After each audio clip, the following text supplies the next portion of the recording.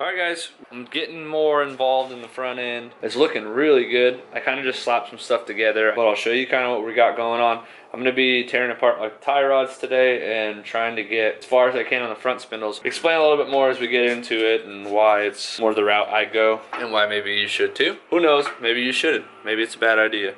Maybe I don't know what I'm doing. Let's get into it. So I've already cleaned up some hardware. I went and got the hardware, and these are essentially for the pinch bolts that go here on the knuckles. I went and picked these up off of one of our parts cars. Nice and clean, and the knuckles are going together real well. And I also got brake caliper bolts, and these ones I have already kind of nice and clean, and these are still dirty ones. And this is like all brake dust and tar and different things from the road. So I'll go ahead and clean up these ones. But I'm trying to figure out what I'm doing as far as rotors. There's a couple of options. I'll definitely get new rotors, whether they be those or they be some just nice looking drilled and slotted ones, factory stuff. Made some progress on the LS. We're gonna end up throwing a bolt in here. We'll get into kind of cleaning some stuff and get you guys some cool time lapses of me doing some things, and then we'll stop when we got some information.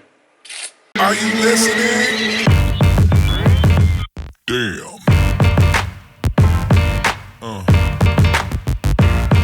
Yeah.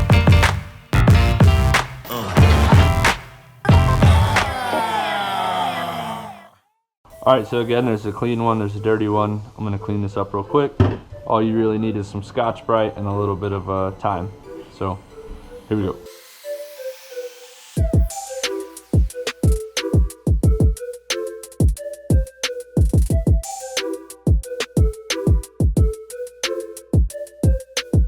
There it is, another clean bolt. So instead of spending whatever it would be, the $6 to go get brand new bolts that are essentially the same thing, just brand new, I'd take like 10 minutes, 15 minutes and clean up some old hardware.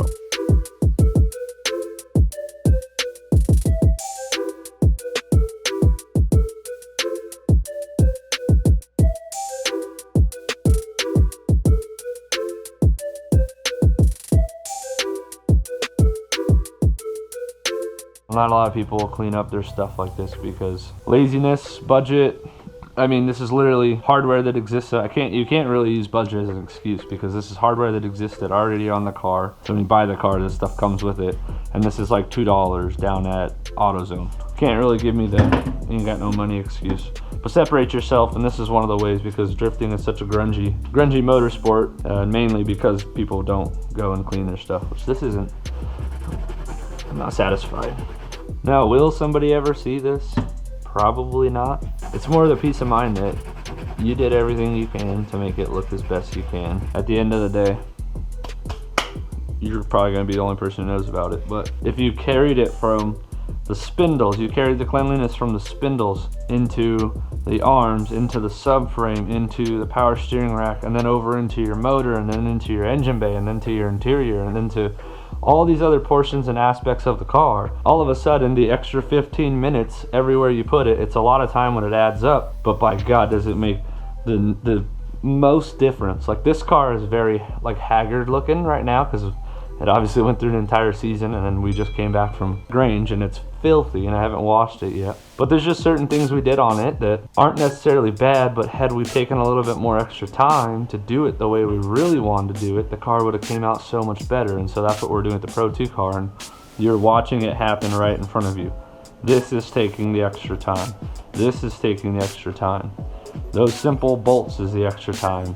The way that this motor is getting put together and cleaned up, and the way I'm kind of premeditating or anticipating something that might fail, I'm ready for it to happen because everything's clean and cleanly. And so when something happens and the team's got to work on this, they're not going to be like, oh, I got dirt all over my hands or whatever. It's going to be a lot easier to work on because it's cleaner. Your sockets will fit better.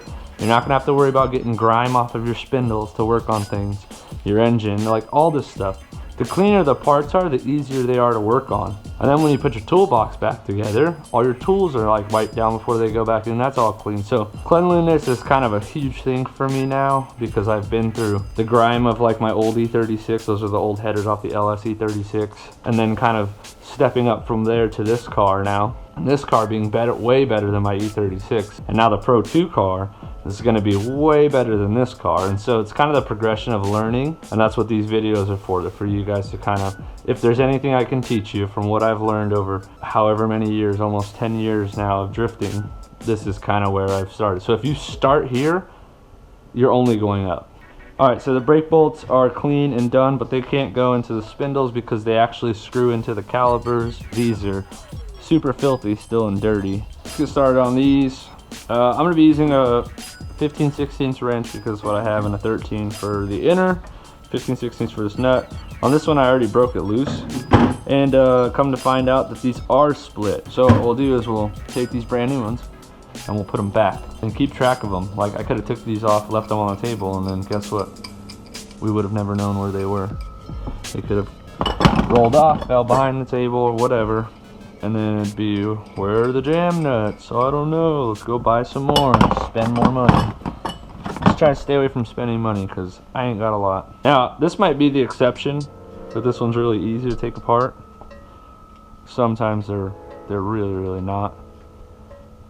But let's go ahead and take this off, and then we'll do the same thing. We'll clean it, we'll maintenance it, and then we'll throw it back together.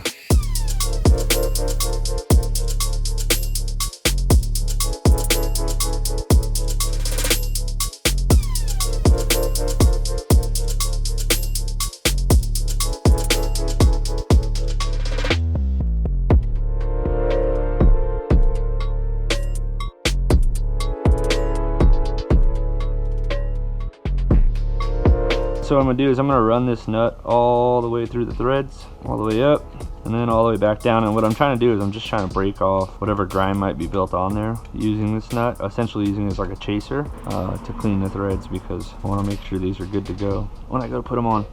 So we'll leave those separate. Let's do the same thing.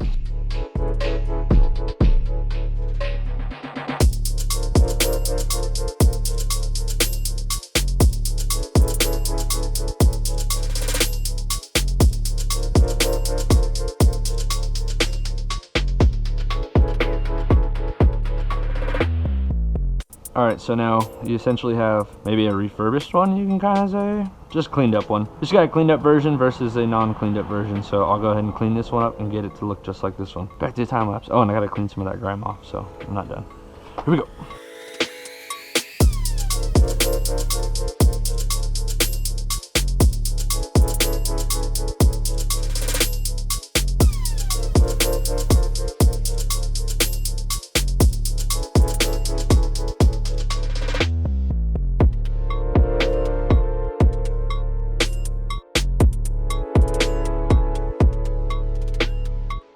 All right, so here we go. We got both the inner tie rods a lot more cleaned up, look a lot better. Clean the nuts for those and then we can assemble them.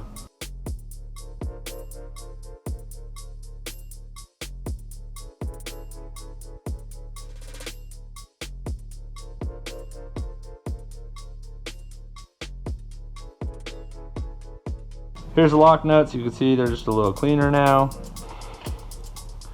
This one looks like it's gonna be the passenger side.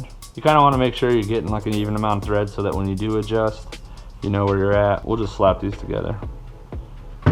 So bam, that's one, and bam, there you have it. It's your inner tie rod, your SLR outer tie rod with your outer Heim, and the inner ball joint, BMW ball joint. So pretty sick, pretty simple setup. Not too much that can go wrong. That's what's really nice about this kit. It's very, very, very simple. And I've used it and tested it, and a few other people have tested it, but now I feel like I have enough testing under my own belt and enough driving ability under my own belt to make a fair decision that this is probably the best BMW kit out there. I love it. I got no complaints about it.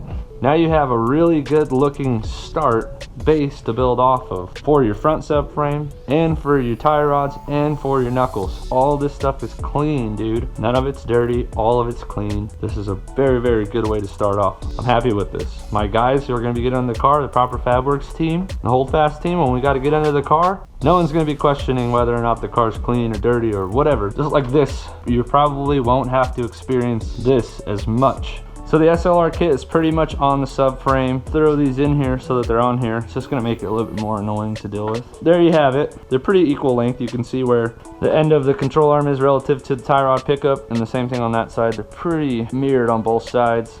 The rack's pretty centered as well. A couple other things I need to do, like I'm gonna get rid of this guard and clean up the top here. But that's essentially your whole front end of your BMW. Very, very, very simple. Not a lot to it. Very easy. We'll jump over onto power steering. All right, so on the power steering setup, our buddy John Schaefer has had some issues with his power steering pulley walking off. We've seen a couple people have this issue. Unfortunately for John, it ended up causing a really big accident at Irwindale Bank, which is super unfortunate and sad. And I've been there, done that. Part of drifting, crap happens. John knows, he's not a crybaby about it at all. But one of the ways to prevent this is that if you take a bolt, throw some Loctite on it, and if it's gonna break, it's gonna break, dude. There's nothing you can do. Hang on tight. Hopefully you don't die.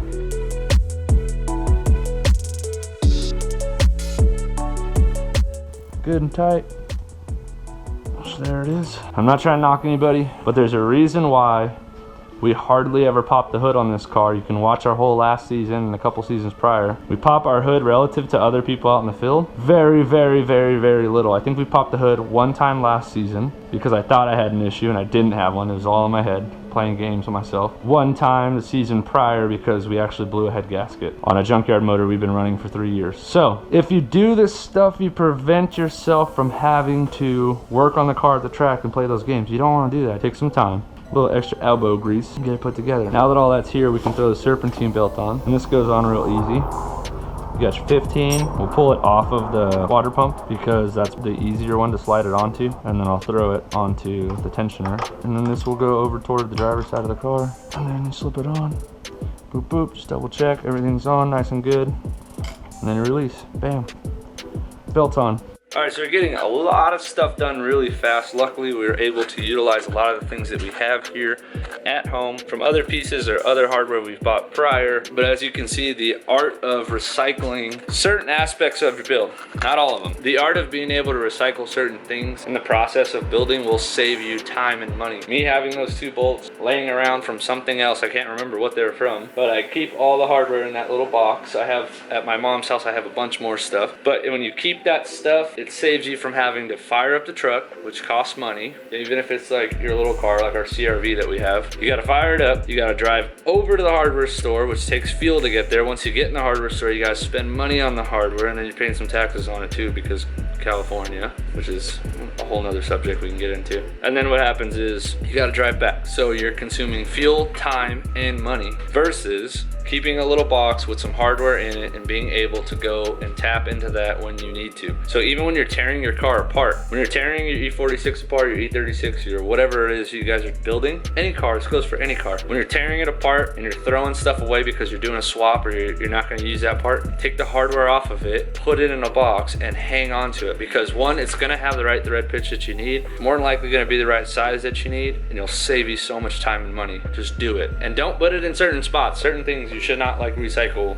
hardware. You should get new hardware for axle bolts, things like that. You can use OEM axle bolts, but I'm saying like when we're doing the quick change winter stuff, we go get new hardware. We don't recycle hardware with that. So certain things you can get away with, make sure it's exactly what you need. Usually it will be because you just got it off the car you're trying to build. So maintain that stuff, save yourself some money, and then you can afford some Bucci slides, bro.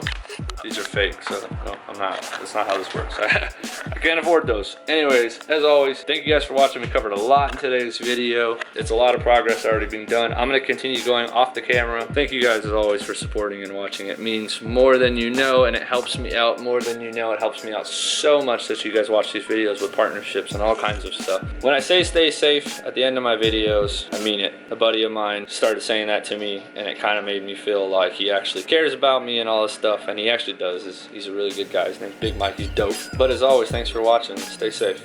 We'll see you next time.